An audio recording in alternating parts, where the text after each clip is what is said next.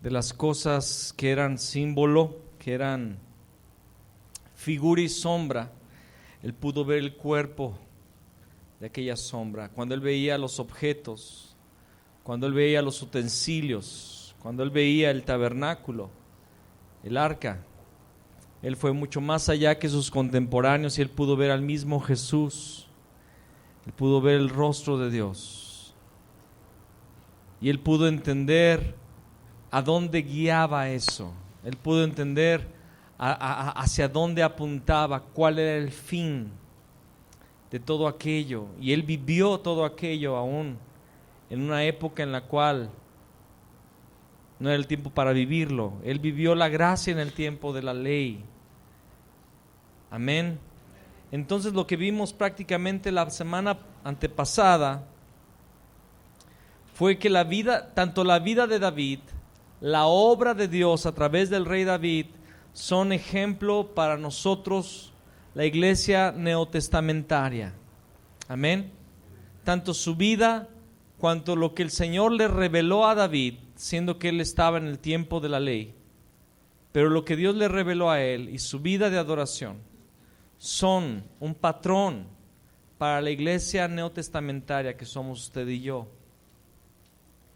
Y vimos por último la semana antepasada varios aspectos. Uno de ellos, ya lo apuntamos, fue que David descubrió y vivió una de las mayores bendiciones del nuevo pacto, que es la justicia sin obras. ¿Se acuerda? Bienaventurado aquel, el Señor no inculpa de pecado, cuyas transgresiones han sido perdonadas. También vimos que David es el primer nombre humano en el Nuevo Testamento, con el que comienza y con el que termina, ¿verdad? También vimos que según la palabra, el trono de David es el trono de Jesús. Jesús se va a centrar en el trono de David. Y el último punto, que creo que fue el más importante, fue que el tabernáculo de David corresponde a la edificación de la iglesia según la declaración de Jacobo en Hechos 15. Jacobo entendió y dijo, y me tardé explicando eso un tiempezote, ¿se acuerdan? Cuando ellos vieron que los gentiles habían entrado a la salvación de Dios, el Dios de Abraham, de Isaac y de Jacob, cuando vieron que el pueblo gentil entró a la bendición de la salvación a través de Jesucristo, pero sin las obras de la ley, ellos dijeron, esto corresponde a lo profetizado por el profeta Amós. En aquellos días reedificar el tabernáculo caído de David. Ellos entendieron, Amós profetizó esto, que los gentiles van a entrar al pacto, pero sin tener que cumplir con la ley, solamente con la revelación de David. El tabernáculo de David es una vida de adoración y de fe, de entrega. Amén. Fue lo último que vimos. Y quiero nada más terminar esa parte diciendo lo siguiente, que no lo leímos porque ya era tarde. Quiere decir que lo que David hizo no es una sombra para nosotros, sino un ejemplo. Él encontró la realidad de las cosas celestiales, la morada eterna de Dios. Su vida y sus hechos son un ejemplo de la vida del creyente en la iglesia. Su vida y sus hechos son un ejemplo en la vida del creyente en la iglesia. Vamos a buscar dos porciones. Una de ellas es Efesios capítulo 5, versículos 18 y 19. Y la otra escritura es Colosenses capítulo 3, versículo 16. Efesios 5, 18 y 19 y Colosenses 3, 16.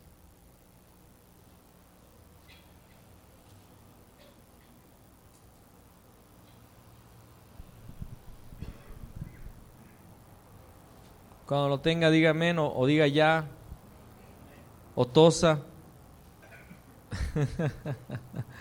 Gracias.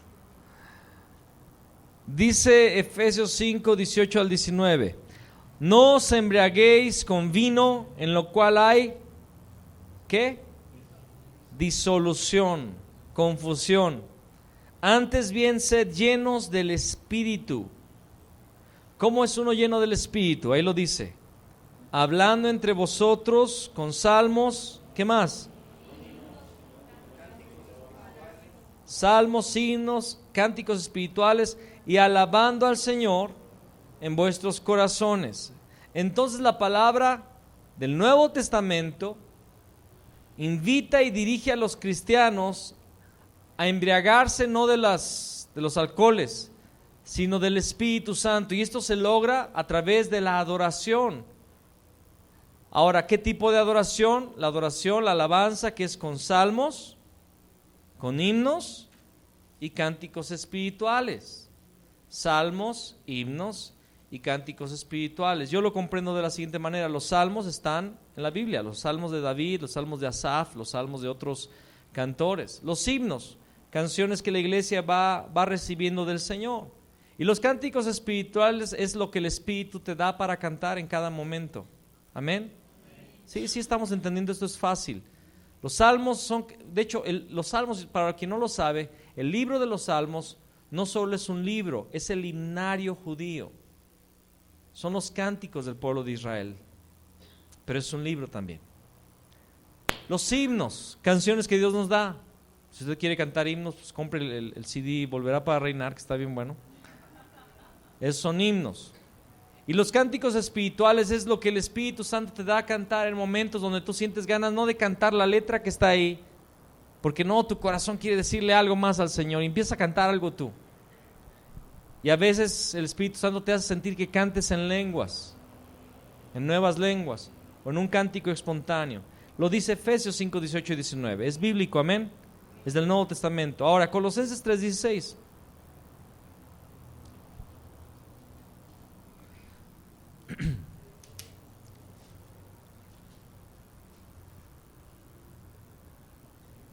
La palabra de Cristo. ¿Cuál era la palabra de Cristo? Él habló de la ley, de los profetas, de los salmos y de los profetas. Amén. Ahora, pero también todo lo que está en el Nuevo Testamento es lo que Jesús habló.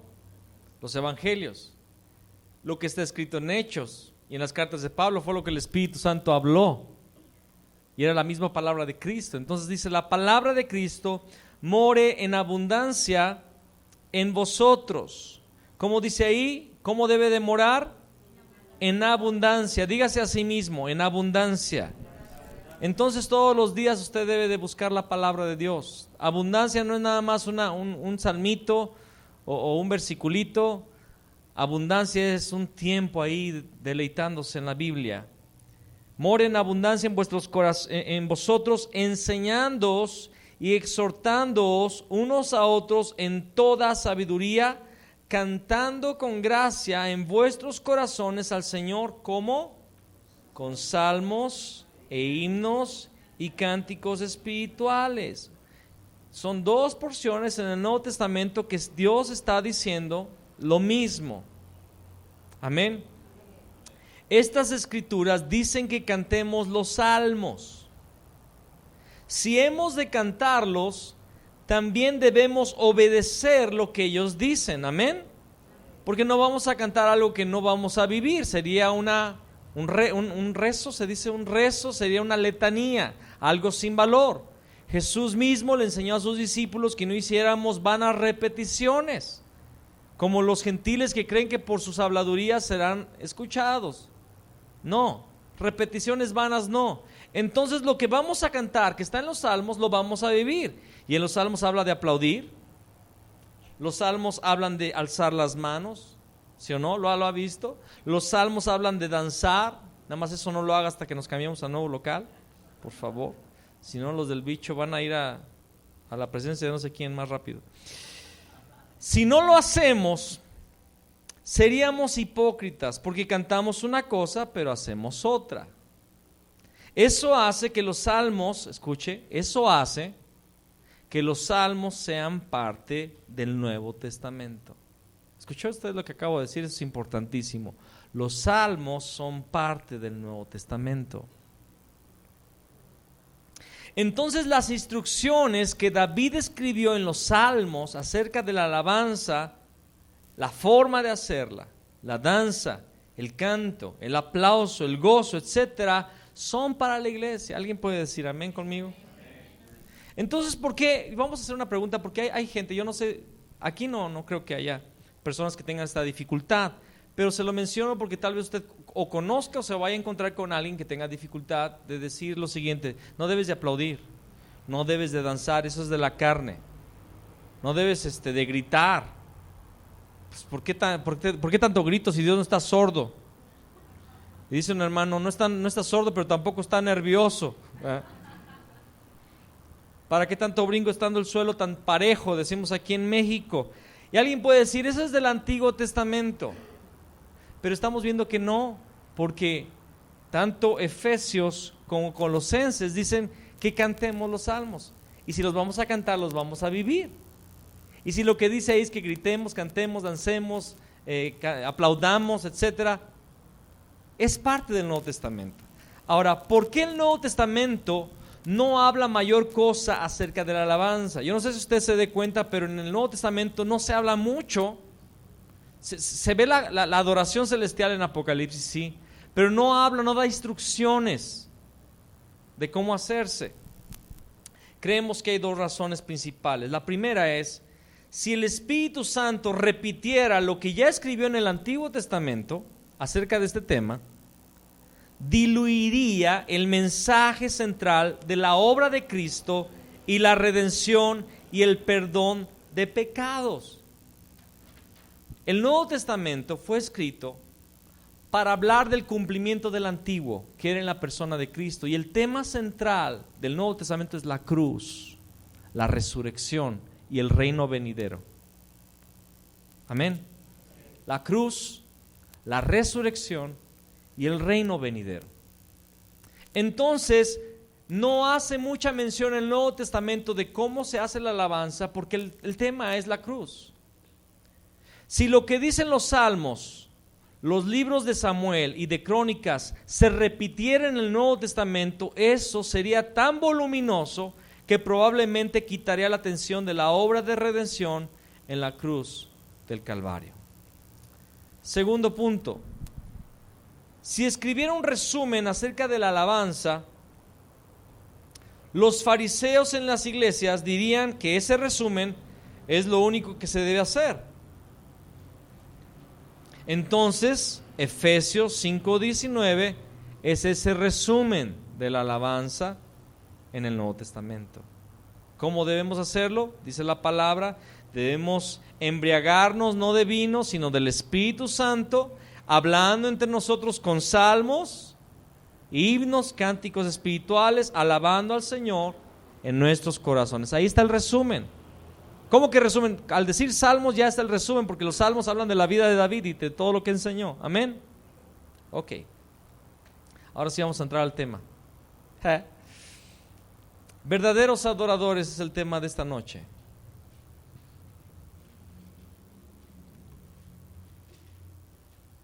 Hay una pregunta: ¿somos templos o hoteles u hoteles? ¿Qué es lo que seremos? ¿Templos u hoteles?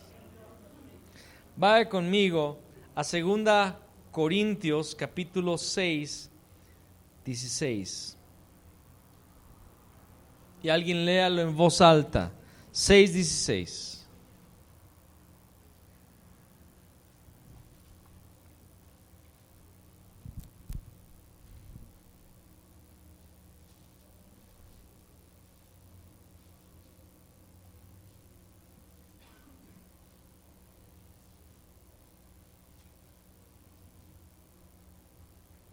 ¿Qué acuerdo hay entre el templo de Dios y los ídolos? Porque vosotros sois el templo del Dios viviente. Como Dios dijo: habitaré y andaré entre ellos, y seré su Dios, y ellos serán mi pueblo. Habitaré y andaré entre ellos, ellos serán mi pueblo y yo seré su Dios. Aquí claramente la palabra dice que nosotros somos el templo del Dios viviente. Amén. Ya lo vimos en autoridad, discipulado y cobertura espiritual, que la iglesia es el templo de Dios. ¿Para qué era un templo? Para que Dios venga y habite entre nosotros, su pueblo. Amén. Para tener una iglesia que sepa adorar al Señor, se necesita tener adoradores. Lógico, ¿no? Se necesita de tener adoradores. Para tener adoradores, se necesita de líderes que tengan una vida diaria de alabanza y adoración. Si los líderes de la iglesia no son adoradores, la congregación no llegará a hacerlo. Ojo para todos aquellos que el Señor les ha llamado a presidir o a liderar. Yo sé que hay muchas personas en la congregación que el Señor nos ha regalado, y más bien, más que regalado, prestado, porque al rato se van a ir, en el buen sentido. Dios las va a enviar para edificar su reino en otros lugares, yo lo creo. Pero hay algo que debemos de entender. Una congregación, para que sea adoradora, necesita de que la cabeza o las cabezas que están presidiendo sean adoradores. Hay un principio en la palabra en Génesis: todo se reproduce según su género. Una semilla de mostaza da un árbol de mostaza, una semilla de naranja da naranja. Una vida de adoración en un pastor o en un liderazgo va a dar como resultado una iglesia de adoradores. Pero si un liderazgo no es adorador, la iglesia no será adoradora. Nosotros hace poquito tuvimos una reunión, hermanos, con un grupo de parejas, de matrimonios que estamos llamando para apoyarnos en la visitación, en la consejería, en la administración de la congregación. Y les hemos dicho muy claramente que es el tiempo no de levantar nombres y títulos honoríficos o honorarios, no sé cómo se diga, eso, sino de que se empiece a trabajar fuerte en la obra del Señor. Pero algo que el Espíritu Santo me dio luz en ese momento, porque no lo tenía planeado decir, pero yo les dije a ese grupo de personas: yo supongo o presupongo que ustedes oran 1 hora diaria y que ustedes leen la Biblia mucho tiempo durante el día, cada día. Y creo que fue el Espíritu Santo, y eso que dije, Dios me estaba hablando también. Y después, en una reunión, en una comida con otros pastores, con una pareja de pastores, le decía yo a este pastor: amado, si tú no tienes una vida de oración, y estoy pensando mínimo 1 hora diaria, también se la repetí a ese pastor, si tú no eres un hombre que ora 1 hora diario y lee la palabra diariamente, no esperes que Dios te respalde, porque Dios no va a respaldar a un hombre que no lo busca. Y después de la plática, esta persona me dijo: Fabián, eso me impactó, eso me golpeó. Realmente yo necesito buscar esa vida de oración, de lectura bíblica. Ahora, esto no es nada más para los pastores. Estoy diciendo que yo presupongo que mínimo un liderazgo debe de tener esa vida, pero esa es la vida para cada creyente, una vida de adoración. ¿Cuántos dicen amén? ¿Cuántos van a buscar esto en sus vidas, amados? Es una manera de vivir, esto no es una fórmula. Cuando digo 1 hora, no es una fórmula. Estoy diciendo que yo en lo personal pienso que 1 hora es lo más básico. No es una fórmula, es una manera de vivir. Si el único tiempo que dedicamos para alabar a Dios es cuando asistimos a la iglesia, 1, 2 o 3 veces por semana, esta se convierte en un rito. La alabanza en la iglesia será un rito si no es nuestra forma de vida, aunque lo hagamos correctamente. Usted podrá venir a la iglesia, a la congregación, en el día de la reunión de la iglesia, cantar las canciones, levantar sus manos, arrodillarse, agarrar su Biblia, leerla, y lo hará perfectamente. Pero si nada más lo hace los días de reunión, hermano, se va a convertir en un rito. Se va a convertir en un rito. Cuando yo era novio de Tere, hace poquito tiempo, unos 16 minutos atrás, parece que pasó tan rápido, corazón, pituquiña, yo no tenía agendado, Teresa, los días de nuestra reunión van a ser los martes a las 8:15, los jueves a las 8:15 y los domingos a las 11 de la mañana. Teresa, de hecho, hice un organigrama aquí de cómo va a ser nuestra reunión. Primeramente a las 8:15 vamos a comenzar con 5 minutos de halagos. Yo te voy a halagar, inmediatamente tú me vas a halagar a mí. Yo te voy a decir qué bonita está tu ropa, tú me vas a decir qué bonito te cortaste el cabello.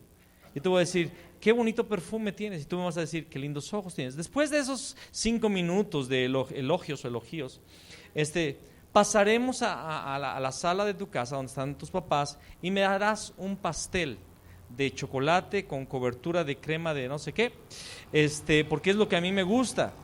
Y después de hacerlo, yo entonces sacaré un regalo que te voy a comprar. Te compraré un detalle muy barato porque tú sabes, soy soltero, tengo un trabajo de medio turno, de medio tiempo y no tengo tanto dinero para gastar en ti.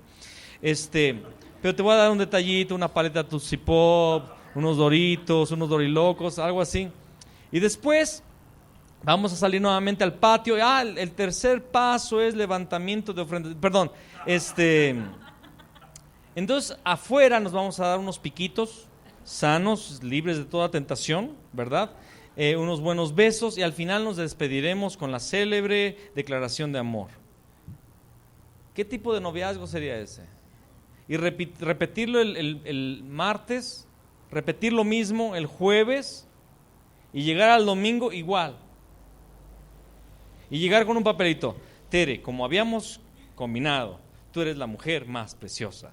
La mujer No, hermanos. ¿Cuál es la verdadera relación de amor entre un novio? Cuando de repente la muchacha está toda guandaja así, con su suéter largo, pantalones blancos todos manchados porque está haciendo el aseo y todo, una colita aquí, una colita por ahí mal leche y todo, y llega el novio. ¡Tarán! ¡Viene de sorpresa! ¡Ay! ¿Pero por qué vienes ahorita? Sí, mira cómo me agarraste, ¡ay, no me veas! ¡Ay! ¿Verdad? ¿No es lo más bonito? Que llegue en la hora que no lo esperabas y que te diga algo que no lo esperabas. De repente, ay, Fabi, lo que pasa es que sabe que de repente Fabián le dijera: Tere, espérate, cállate. ¿Qué pasó? Es que eres tan hermosa.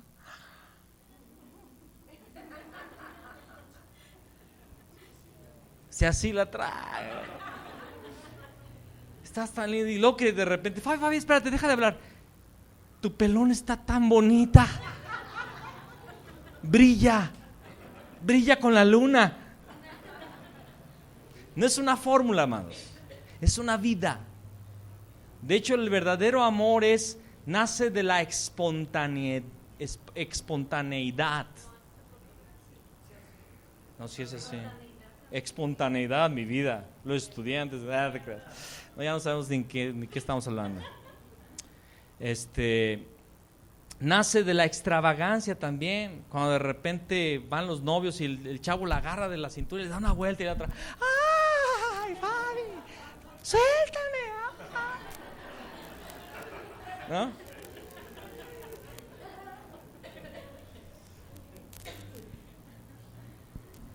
Pero si usted lo hace, ahora no estamos diciendo que está mal tener una cierta estructura, un orden en nuestras reuniones, no está mal. El problema es que si nada más eso es tu vida de adoración, martes, jueves y domingo, que es el caso de esta congregación, va a ser un rito, hermano, y va a perder vida. Pero sin embargo, tú estás en tu casa, por ejemplo, a las hermanas, a las damas que tienen esa posibilidad y están lavando los trastes y de repente: tengo ganas de adorar a mi Señor, y se van al cuarto: Padre, yo te amo, yo te adoro. Y el padre, como un novio, así: wow, me quiso adorar. Y agarró un CD, lo puso y empezó a adorar al Señor. ¿Cómo se sentirá el amado? O de repente un hermano que está en su empresa y: híjole, ahorita no hay nada que hacer, estoy solo, ya hice lo que tenía que hacer, me voy a ir al baño un rato, cierro la puerta y me arrodillo: Señor, yo necesito de tu presencia. Padre, yo estoy hambriento de ti. Aunque estoy trabajando, visítame en medio de mi trabajo, Padre. Ven aquí. ¿Qué va a sentir el Padre? Y cuando Él nos visita inesperadamente, no en día de reunión, a mí me ha pasado y es bien lindo. Un día estaba, antes de una movilización, estaba en la tarde sentado, escuchando un CD, de repente vino la presencia de Dios sobre mí y empecé a llorar. Vino Él vino a ministrarme. Él vino con un regalo, su presencia, y vino y yo: ay, yo te amo también. La sentí en Padre, su presencia. Eso es vida. Eso es vida en el Espíritu, amados. Por eso dice: cantando con salmos, himnos y cánticos espirituales, alabando al Señor en vuestros corazones. No necesitas de un altavoz y de un músico profesional como lo tenemos cada... Es tu corazón. Es que nadie me dice eso, pues ni modo que me echo porras. Un día me dijo Héctor, cantas bien, tocas más o menos. Así dijo, la casa, así dijiste. No te creas, no dijo así. Digo, cantas muy bien. Sí tocas bien, pero cantas mejor. Y dije, a ver, ¿qué? No te entendí bien. Acuérdense, todo lo que me digan en la casa va a salir aquí en el púlpito, hermano. El siguiente eres tú, Valentín. El siguiente eres tú. Amén. Decimos que somos el templo, la casa de Dios, porque la Biblia lo dice. 2 Corintios 6, ya lo vimos. 2 Corintios 6, 16. Pero si un inconverso lee este versículo, podría decir que él también es un templo, porque lo leí en la Biblia, ¿sí o no? Lo leí, entonces yo lo soy. De manera que se necesita algo más que nacer de nuevo para ser un templo o una morada de Dios. Escuche lo que acabo de decir. Se necesita algo más que nacer de nuevo para ser un templo o una morada de Dios. Esto alguien puede decir, ¿qué? ¿Que no el que ya se convirtió es morada de Dios? Ahorita lo voy a explicar un poco más. Muchos son salvos, pero muchos son hoteles y no templos. Es lo que voy a explicar. En el Antiguo Testamento, Dios no vivía en todas las tiendas que se encontraban en Israel. Él solamente vivía en su tienda. ¿Se acuerda? Su tabernáculo, hecho conforme a su diseño y a su gusto. ¿Qué sucede si no ordenamos nuestras vidas conforme a su patrón? Vamos a buscar una porción que está tremenda, está en Jeremías capítulo 14, versículo 8. Todos, por favor.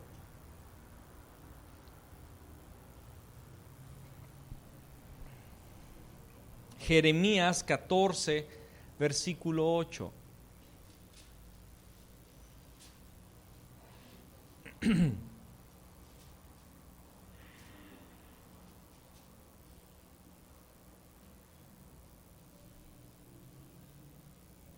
Lo tiene.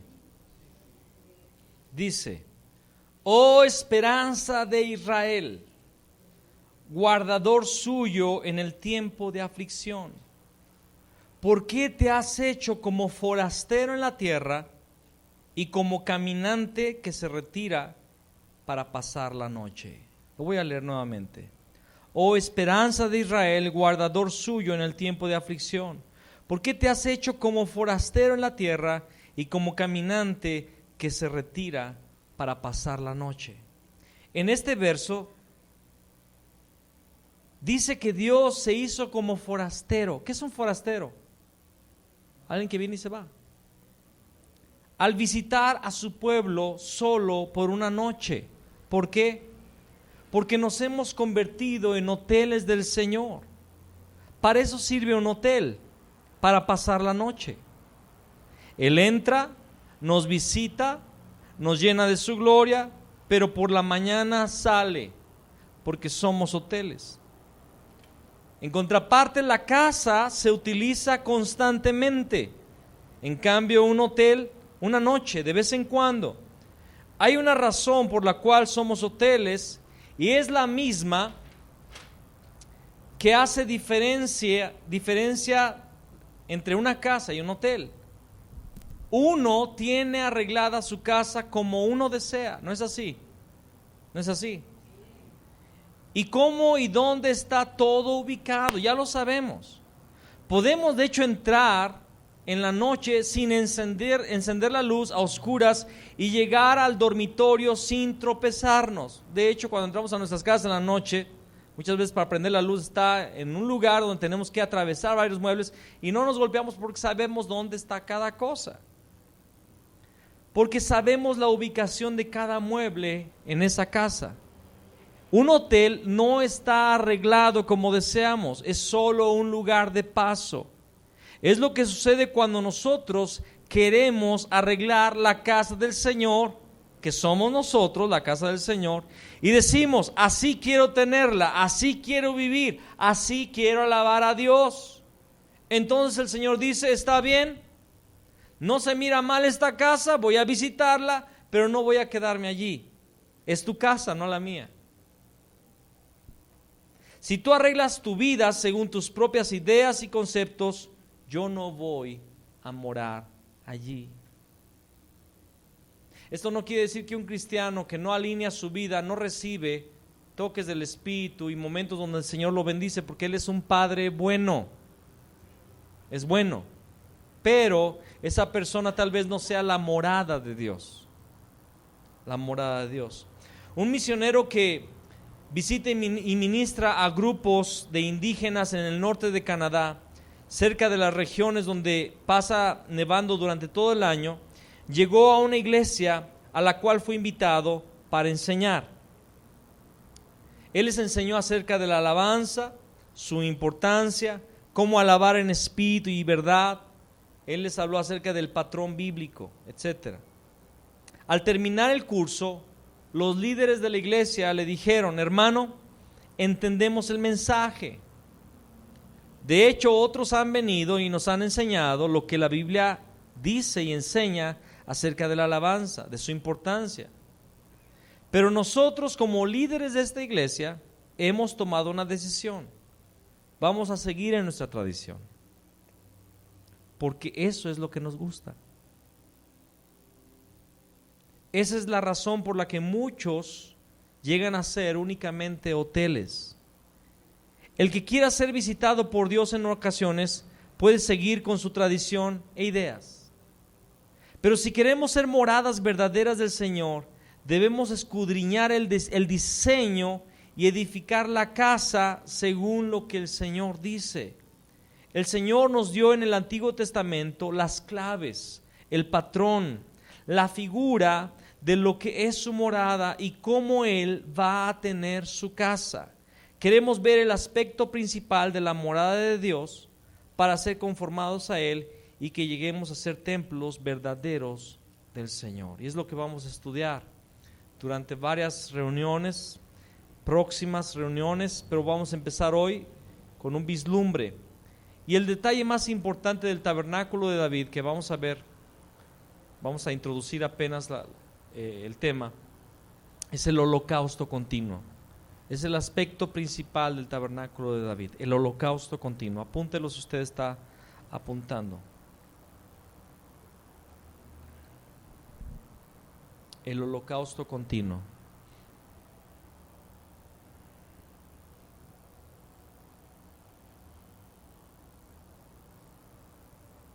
El holocausto continuo era el centro de la adoración y sacerdocio en el Antiguo Testamento. Era el rasgo principal de la casa del Señor, de su morada. Si no tenemos esto, podemos engañarnos a nosotros mismos creyendo que todo está bien, pero no seremos su morada. Recordemos que el holocausto o sacrificio continuo es una sombra de lo que el Señor quiere en nuestra vida. Vamos a buscar Éxodo capítulo 29.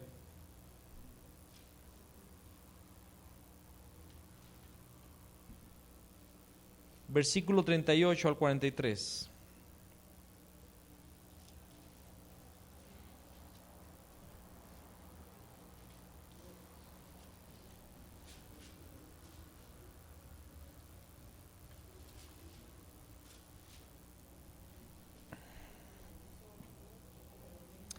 Éxodo 29, 38 al 43.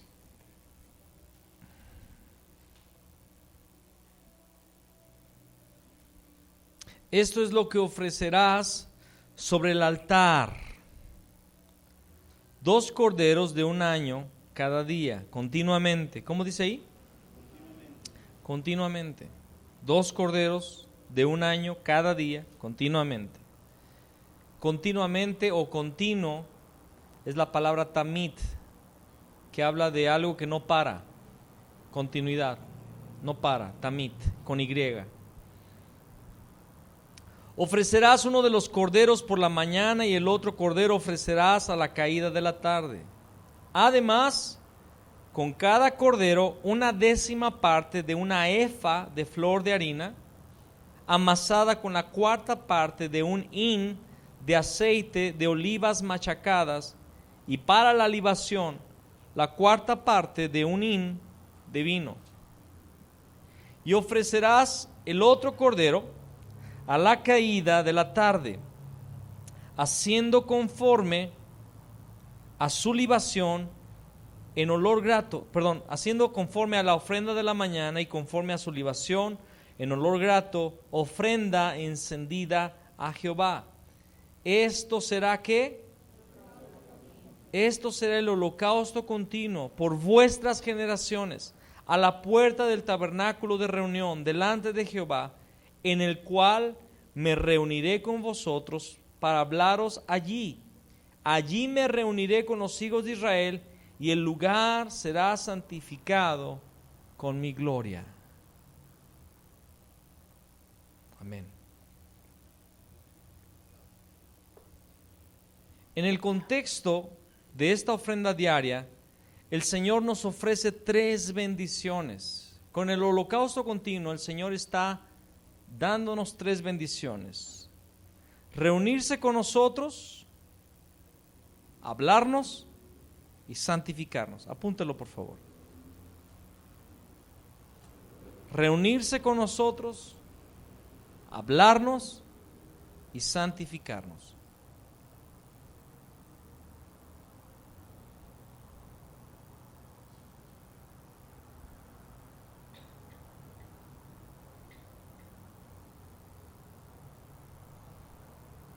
Ahora escuche lo siguiente: si el pueblo de Israel ofrecía este sacrificio cada mañana y cada tarde, ellos tenían la bendición del Señor. ¿Es así o no es así? Ahora, si no ofrecían, perdían la bendición. Tenía que ser el continuo sacrificio o el holocausto continuo. El holocausto continuo es un secreto para tener encuentros con Dios, oír su voz y tener nuestra vida santificada con su gloria. Ahora vamos a ver el holocausto continuo en el tabernáculo de Moisés. En el tabernáculo de Moisés había 2 altares, ¿sí o no? El altar de bronce, que estaba en el atrio, y el altar de oro o el altar del incienso, que estaba en el lugar santo. Cada día se ofrecía en ellos el holocausto o sacrificio continuo. Éxodo 29, 38 al 39, como ya lo leímos, dice: esto es lo que ofrecerás sobre el altar, y habla de bronce: 2 corderos de un año, cada mañana, cada día, continuamente ofrecerás uno de los corderos por la mañana, y el otro cordero ofrecerás a la caída de la tarde. Sobre el altar de bronce se ofrecían los 2 corderos diariamente. Ahora, sobre el altar de oro se quemaba incienso cada mañana y cada tarde. Mire lo que dice Éxodo 30. Vamos a Éxodo 30, versículo 1, versículo 6 y versículo 8. Dice: harás asimismo un altar para quemar el incienso de madera de acacia, lo harás. Versículo 6. Y lo pondrás delante del velo que está junto al arca del testimonio, delante del propiciatorio que está sobre el testimonio, donde me encontraré contigo. Y a Aarón quemará incienso aromático sobre él. Cada mañana, cuando aliste las lámparas, lo quemará. Y cuando Aarón encienda las lámparas al anochecer, quemará el incienso. Rito ¿qué? Perpetuo delante de Jehová por vuestras generaciones. Entonces, cada mañana y cada tarde ascendía un olor grato delante de la presencia del Señor, al ofrecer los 2 corderos y el incienso en el tabernáculo. De la historia sabemos que cada mañana los sacerdotes entraban por la puerta del atrio, iban a la fuente, se lavaban y después se dirigían al altar de bronce, donde el sacerdote encargado iba a degollar el cordero, iba a derramar la sangre y aplicarla a los cuernos del altar. Al mismo tiempo, otro sacerdote entraba en el lugar santo y se colocaba en el altar del incienso, mientras un tercer sacerdote se ubicaba en la entrada del lugar santo con una campana. Cuando el sacerdote empezaba a ofrecer el cordero en el altar de bronce, y subía la nube del sacrificio quemado, el de la entrada del lugar santo tocaba la campana para que el otro sacerdote en el altar del incienso supiera que el sacrificio era ofrecido. Entonces quemaba el incienso sobre el altar del incienso, y esto se hacía en el templo al iniciar el día y antes de cerrar las puertas al final del día, de manera que del templo de Dios, ascendían 2 nubes cada mañana y cada tarde, al empezar y al terminar el día, todos los días. Esto era trabajo, amados. Había el envolvimiento, se dice, o el involucramiento de muchas personas, y se hacía el rito con las especificaciones. No podía ser un cordero de 2 años o de medio año o con algún defecto. No podía ser cualquier incienso. ¿Se acuerdan lo que le pasó a Eleazar y al otro hijo de Aarón? Que ofrecieron incienso extraño. ¿Qué significa incienso extraño? Algo que no cumplía con los requisitos. Era así, así, así. Vas a moler esto y esto y esto y lo vas a mezclar, y ese va a ser el incienso. Y Dios dijo: y cualquiera que hiciere de ese incienso para sí mismo va a morir. Y los hijos de Aarón ofrecen un incienso extraño. Yo creo que no les alcanzó para comprar las especias correctas y compraron de incienso chino, ¿verdad? Más barato. Y a la hora que están ofreciendo el incienso, ¿cómo se llamaban los 2 hijos de Aarón? Era alguien que lo busque después ahí, Eleazar y otro, se me olvidó el nombre. Fuego salió del tabernáculo, fuego, y los quemó. Los quemó así al inicio de la activación del tabernáculo de Moisés. No fue ni siquiera en medio, al final, no. Al inicio, en la inauguración. ¿Se imaginan que esté el alcalde de la ciudad con el switch para prender el árbol de Navidad en el inicio de las fiestas decembrinas, ¿no? Se dice así. Y de repente todas las cámaras, todos los medios bien contentos porque el alcalde va a prender el grande arbolote que hizo Eddie, por cierto, aquí en la ciudad. Y de repente agarra el switch y todos toman la foto. Cuando le sube el switch, se electrocuta todo y se queda así negro, un tizón, un carbón. Eso fue lo que pasó por ofrecer incienso extraño. Entonces, ahora escúcheme, después de ese precedente, cuando murieron los hijos de Aarón, ¿usted cree que los siguientes sacerdotes lo hicieron de forma arbitraria nuevamente algún día? No. Estaba en riesgo su pellejo. Lo hacían exactamente a la orden de Dios. Amén.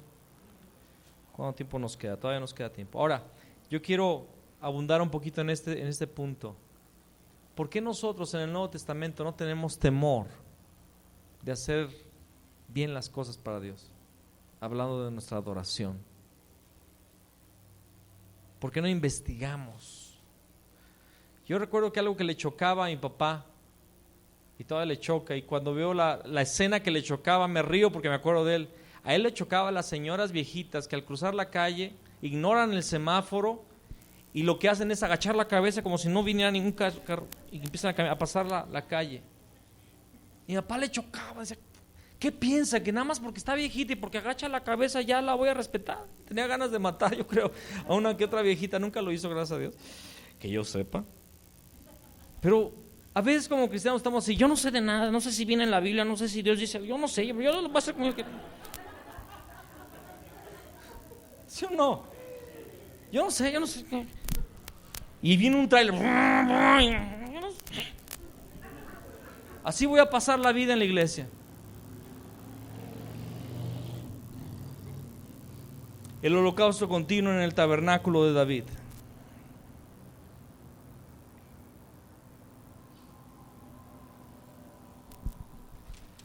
Y hermanos, aquí voy a parar, porque esta parte vamos a entretenernos bastante. Y si empiezo ahorita el segundo punto, que es el continuo, el holocausto continuo en el tabernáculo de David, vamos a dejar mal, los voy a dejar nada más picados y no vamos a ver nada. Entonces vamos a dejarlo aquí. Pero vamos a terminar con esta idea del Espíritu Santo que nos está ministrando ahorita, amén.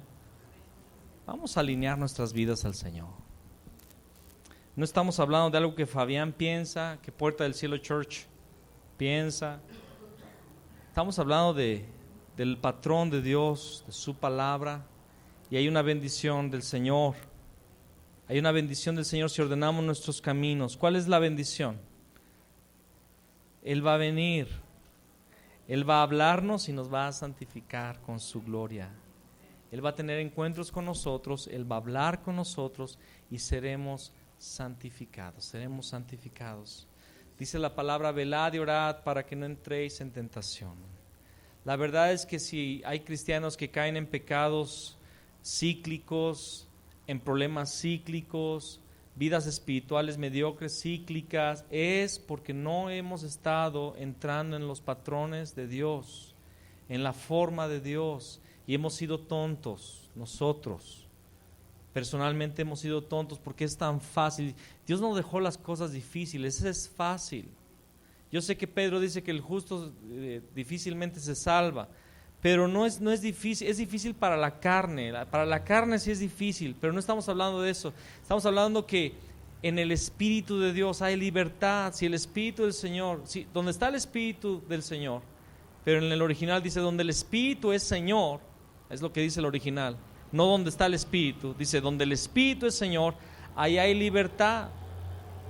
Si el Espíritu Santo es Señor, o sea, si el Espíritu Santo hace lo que bien le parece con tu vida, ahí hay libertad, ahí no va a haber ataduras, ahí no va a haber problemas, hermano. Tú vas a tener victoria, sí, ahí sí vas a tener victoria, porque estás muerto, estás crucificado y el diablo ya no te hace nada, el diablo ya no tienta a un muerto, porque como dijo Pablo, con Cristo estoy juntamente crucificado, ya no vivo yo, mas Cristo vive en mí.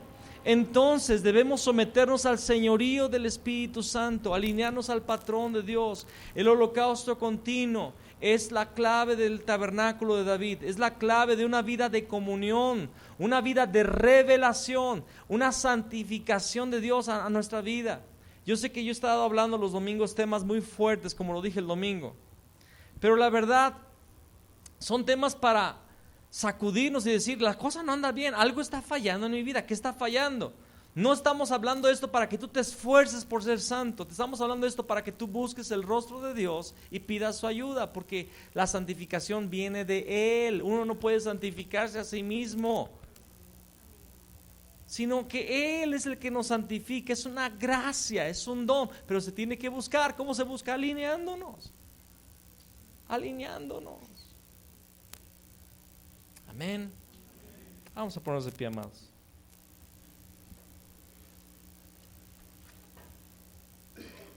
Aleluya.